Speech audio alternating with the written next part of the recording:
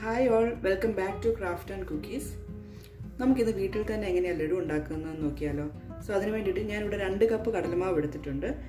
ഇതിലേക്ക് നമുക്ക് 1 നുള്ള് ബേക്കിംഗ് സോഡ ചേർത്ത് കൊടുക്കാം, 2 നുള്ള് ഉപ്പ് ചേർത്ത് കൊടുക്കാം, പിന്നെ ഒരു ചെറിയൊരു കളറിന് വേണ്ടിയിട്ട് 1 നുള്ള് മഞ്ഞൾപ്പൊടിയും ചേർത്ത് കൊടുക്കാം. നമുക്കിത് നന്നായിട്ടൊന്ന് മിക്സ് ചെയ്തെടുക്കാം ഇതെല്ലാം കൂടെ. ഇനി ഇതിലേക്ക് കുറച്ചായിട്ട് വെള്ളം ചേർത്ത് നമുക്ക് നന്നായിട്ടൊന്ന് മിക്സ് ചെയ്തെടുക്കാം.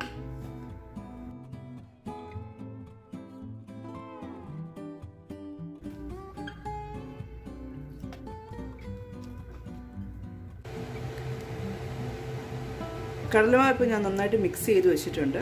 ഒരുപാട് തിക്കാവുകയും ചെയ്യരുത്, ഒരുപാട് ലൂസ് ആവുകയും ചെയ്യരുത് ഈ കടലമാവ്.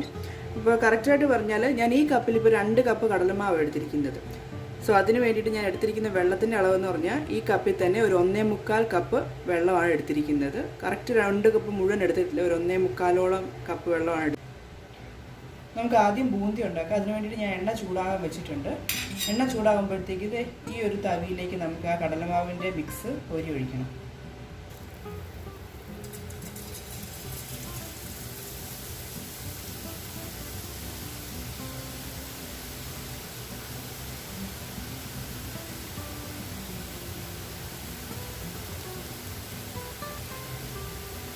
ഇനി ജസ്റ്റ് ഒന്നിങ്ങനെ ഇളക്കി കൊടുക്കണം. ഒരുപാട് നമ്മൾ ഗോൾഡൻ ബ്രൗൺ ആകാൻ നിൽക്കരുത്.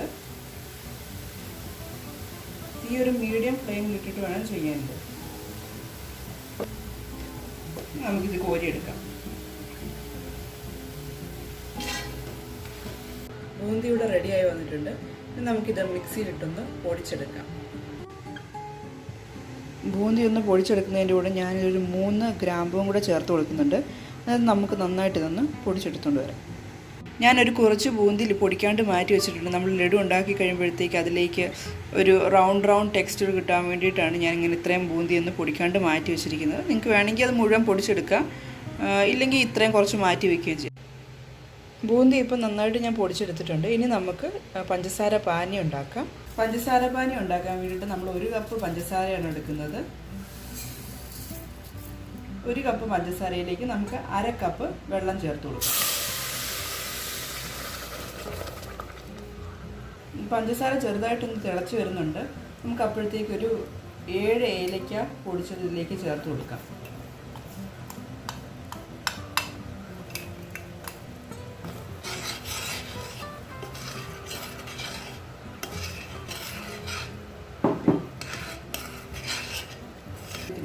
ജസ്റ്റ് നമ്മൾ തൊട്ട് കഴിയുമ്പോഴത്തേക്ക് ഇത് ഒരു നൂൽ പരുവത്തിൽ വരുന്നുണ്ട്. ഇത് ചെറുതായിട്ടൊന്ന് ഒട്ടുന്നുണ്ട്. ഇതാണ് കറക്റ്റ് കൺസിസ്റ്റൻസി.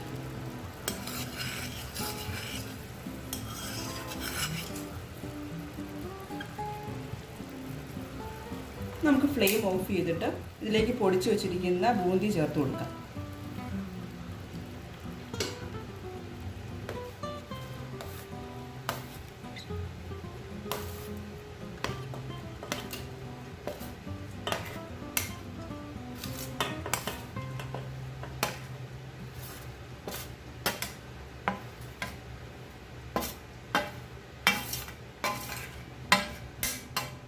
ഇനി ഇതിലേക്ക് ആ പൊടിക്കാത്ത ബൂന്തി ഉണ്ടല്ലോ, അതും കൂടെ ചേർത്ത് കൊടുക്കാം.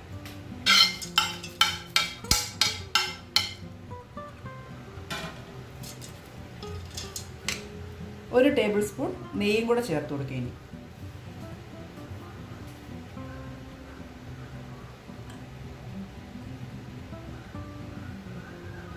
ഇത് നമുക്ക് നന്നായിട്ടൊന്ന് മിക്സ് ചെയ്ത് വയ്ക്കാം.